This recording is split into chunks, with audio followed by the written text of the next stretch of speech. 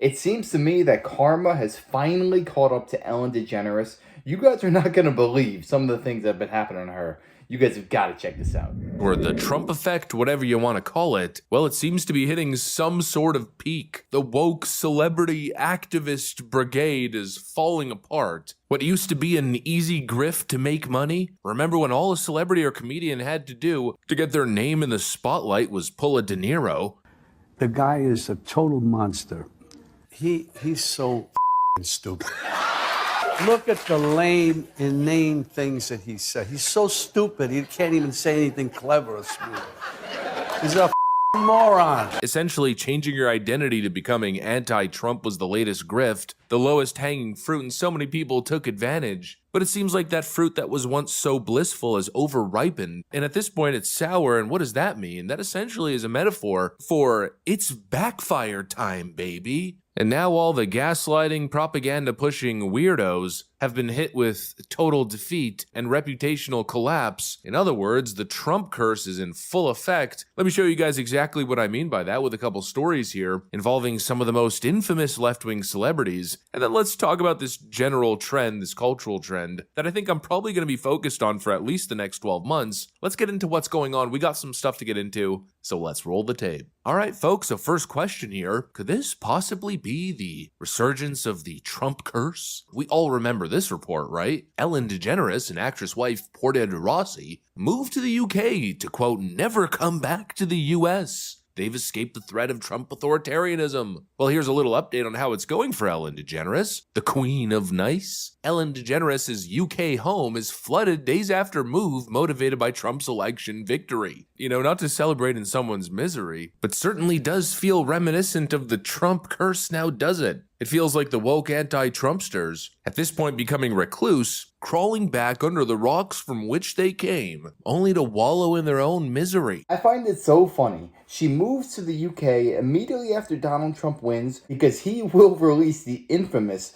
Epstein and Diddy lists. So she flees the country, then her mansion is underwater. This reminds me of the Olympics from this summer when they had that disgraceful showing of The Last Supper on the first night of the Olympics, and then the next day the entire world loses power except for the church. This gives me the same exact vibes. You can run, but eventually one day you will face judgment.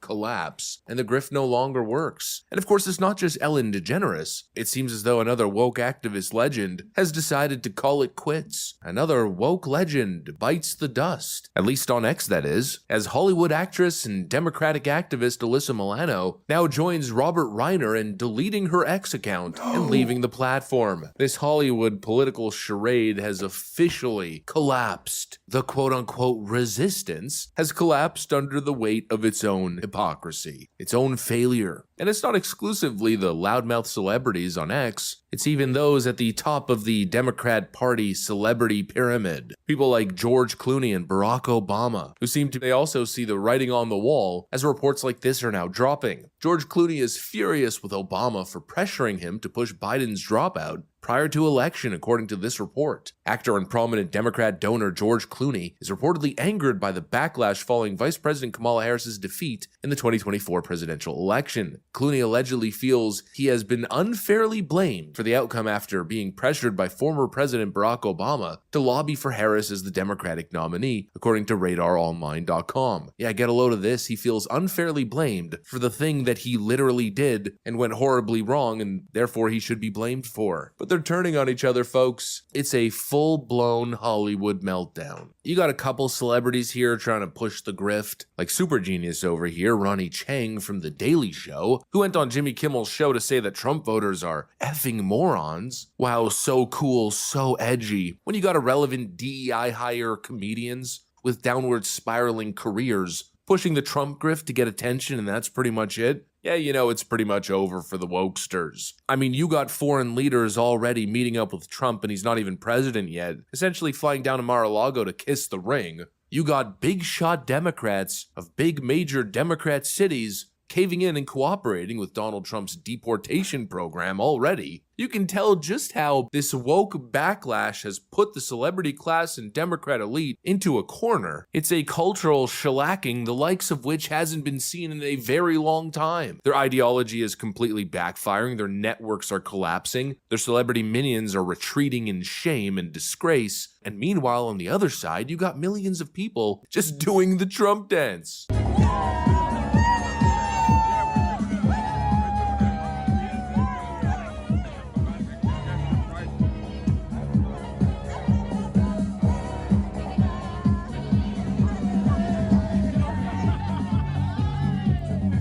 Whenever I see somebody who's a Trump supporter, they just seem happier and healthier than anybody who is a Kamala or Democratic supporter. I have no scientific or empirical evidence to back this up, but it's just something I noticed. I mean, you could see it on people's faces. If you go into a very Democratic city and call yourself a Trump supporter, the amount of hate and derision that will be thrown your way is off the charts. Meanwhile, you could be the most leftist human being on God's green earth and then go to a party filled with Trump supporters?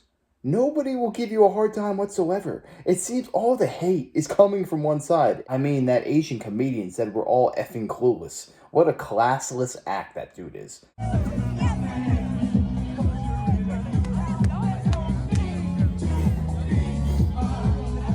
American greatness is about to be unleashed and people can feel it. And meanwhile, the Democrats, well, they essentially at this point, I think, need to rebuild their party or rebrand their image. And don't just take it from me, Democrats are saying that themselves. Complete reset. I mean, we need a rebrand. I think you and I have been talking about this since 2016. Like, our brand is toxic in so many places. And it's like, you're a Democrat? Like, that's the stuff we get, like, in Ohio.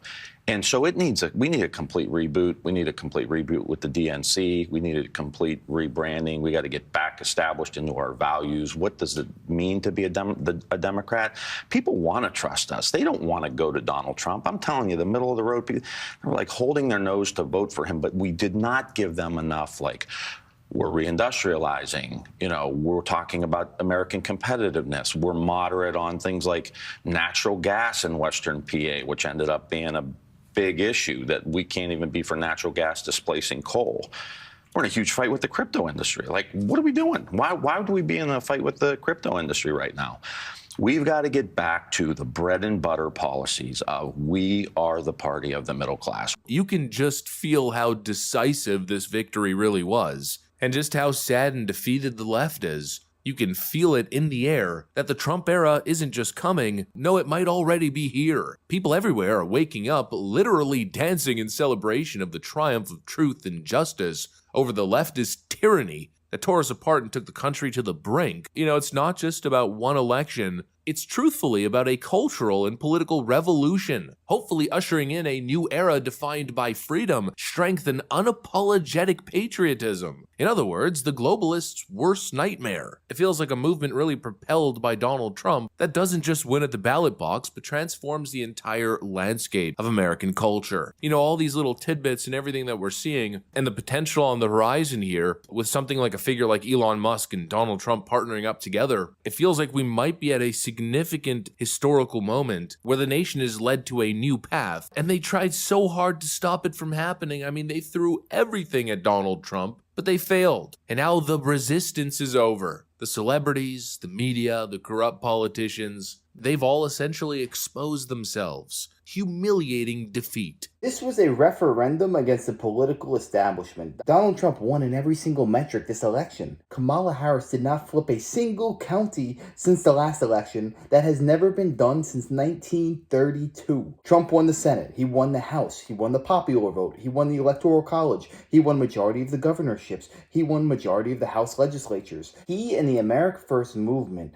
dominated this election. The American people were just sick and tired of what the Democrats were offering us, which was absolutely nothing but just targeting us in almost every single way. They attacked the crypto industry. They have signed 80,000 people towards the IRS. They are letting in illegal migrants into this country, and they're getting treated better than American citizens. We were getting attacked on almost every single front. I don't know how anyone who's looking just straight at the facts and not at personalities could possibly vote for the Democratic Party. It just doesn't make sense to me. Were you not paying attention these last 4 years? So yeah, I think the Democratic Party needs a complete overhaul, especially after Trump fixes the election rules. The only chance that they'll have to win is if they get a complete overhaul. But I guess we'll have to wait and see if that happens. Let me know, do you think that the Democrats will learn from this humiliating defeat and they will adjust? Or do you think they're just going to keep coming out with the same playbook?